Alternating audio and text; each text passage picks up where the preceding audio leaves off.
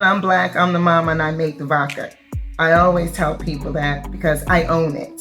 No one's behind it. I'm the Black mama that's behind it.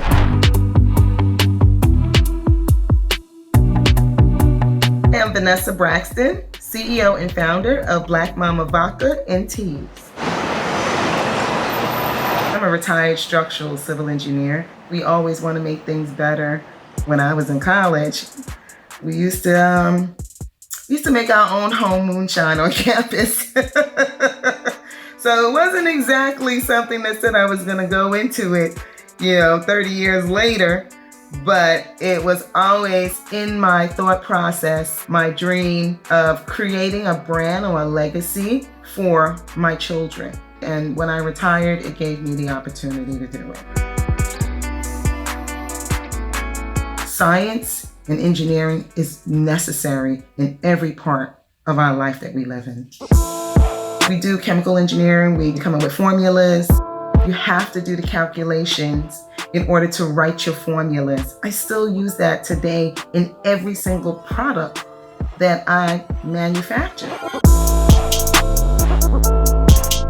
I make a chai tea vodka, green tea vodka, peach tea vodka. I make my vodka from corn and teas to begin with. So I just said, you know what, with all this leftover tea leaves, what do? Well, I'll just make it Black Mama Teas because I had to get rid of that material.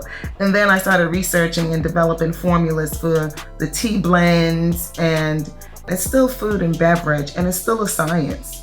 So it's really within the same field, it's just a different product. I paid my employees during the shutdown because I didn't know what was going on. But then I ended up getting a call from the Distillers Institute asking for distilleries to make hand sanitizers. So I already had liquor and ethanol available and complete denatured spirits, that's what it's called. What I did was come into my facility and package and donated the hand sanitizers. I was able to hire 2 more people. So now I get to make alcohol, but do 2 different things. I still get to make for liquor, and then I make industrial for hand sanitizers, which will, help hospitals and everybody else that needs it. Well, I instill with my children once a month about financial literacy, investing, real estate, business, manufacturing, and doing what you enjoy doing. You don't necessarily have to come into the business if you don't want to, but you're going to learn about it. So that way, if you ever have somebody else running it, you know what's going on. So the legacy is for them, but also for my children's children's children, down to 100 years, just like Rockefeller did for his family. That is what I'm instilling with my children. All of the formulas, the properties, the manufacturing. It's assets that they need in order to move on and pass down to generations within our family's name. And a lot of Black families should be doing that as of today because it's important. The conversations is always about succession, on handling their own investment accounts. I've been investing in them since the day they were born. Every year I would put money into a custodial account for each of them in the stock market, and when they graduate college, I told them I would give it to them. We should always own. That's always the conversation. Ownership is key. I come from a Caribbean family, so it was always about owning your own ish. And when you do, no one can tell you anything. And that's what I instill to my children to this day.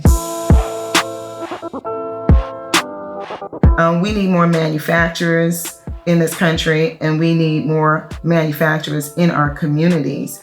We don't own anything in this country, let alone in our own communities. So this is the time for Black-owned manufacturers, Black-owned engineers, Black-owned stores, Black-owned products, food, beverage. We have to go outside of the box. We absolutely have to go into the areas where the essentials are necessary, but we need to manufacture because we need to support our own. And if we're not supporting our own, how do we expect anybody else to support us? So this is the time. Do this now. We need more women engineers, more manufacturers. It's imperative to do that because We don't know what the future is going to hold, but it's here now.